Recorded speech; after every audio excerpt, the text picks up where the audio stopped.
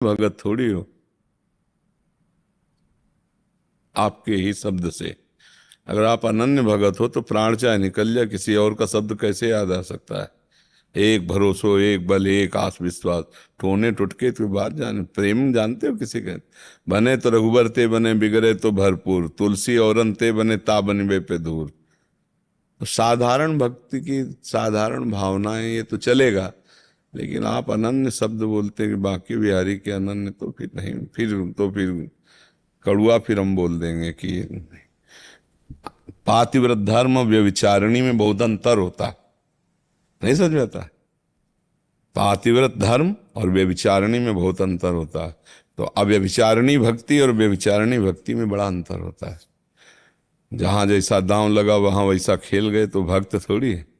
भक्त तो भक्त की स्थिति तो ये है कि अगर हमारे इष्ट से बनता है तो ठीक है, और नहीं बनता तो चाहे हमारे सर्वस्व का नाश हो जाए, हम किसी और से नहीं। एक बार एक कथा है कि उपमन्यु जी छोटे थे, बालक थे, ब्रह्म ऋषि पुत्र हैं। तो किन्हीं बालकों के साथ दूसरे ऐसे ऋषि के यहाँ गए जिसके यहाँ जजमान के द्वारा सब सुविधा दी गई थी। तो वहां उस ऋषि पत्नी ने उनको गाय का दूध पिलाया। बड़ा मीठा लगा, कभी पिया नहीं था।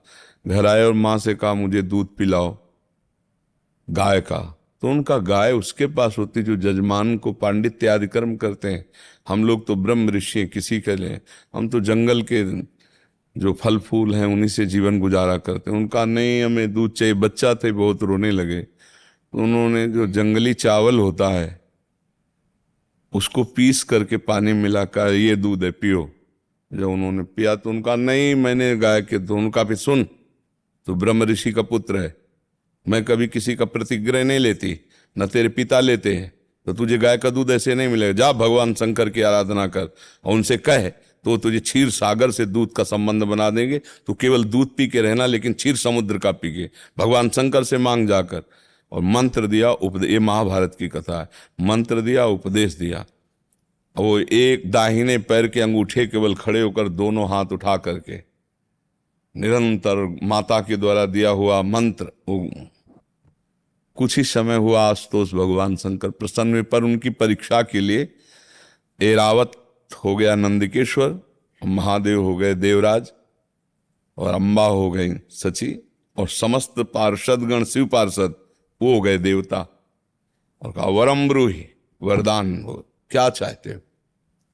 तो आंख खोला, बालक ही थे। तो उनका, देवराजेंद्र मैंने तुम्हारे लिए तपस्या नहीं की, प्रणाम मेरा स्वीकार करें, क्योंकि आप त्रिभुवन पति हैं। आप सादर वापस लौट जाएं, मुझे आपसे कुछ नहीं चाहिए। अब चूंकि महादेव ही हैं तो हिम्मत ऐसी वही बोल सकते। बोले महादेव में क्या है ऐसा जो मैं नहीं दे सकता?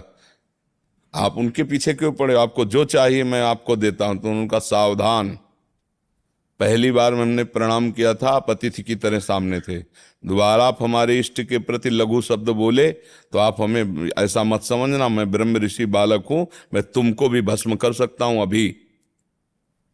इतना पावर भजन का देख लो। 5 वर्ष के बालक श्रृंगी ऋषि ने साप दे दिया राजा परीक्षित को, 7वें दिन तक्षक डसेगा तो बड़े बड़े ब्रह्म ऋषि नहीं काट पाए।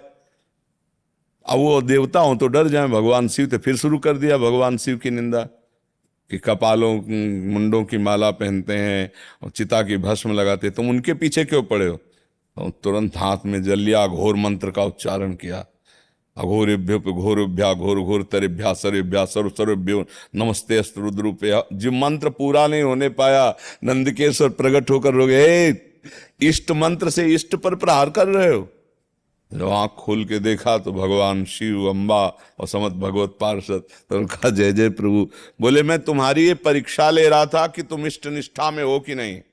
जाओ आज से अजरश्चय अमरश्चय, अजर हो जाओ, अमर हो जाओ, और क्षीर समुद्र से रोज तुम्हारे पास दुग्ध आएगा और उसे तुम पियोगे। पर इष्ट अनन्यता से बात बनती है। तो जिस इष्ट को पकड़े उसके अनन्य हो जाए। फिर और रूप रख करके कोई हमारा काम बनाना चाहे तो हम नहीं। हमारा काम बने तो हमारे इष्ट से बने, और बिगड़े तो पूरा बिगड़े। ऐसी भावना बनाए तो जीत जाएगा माया पर। माया पर जीत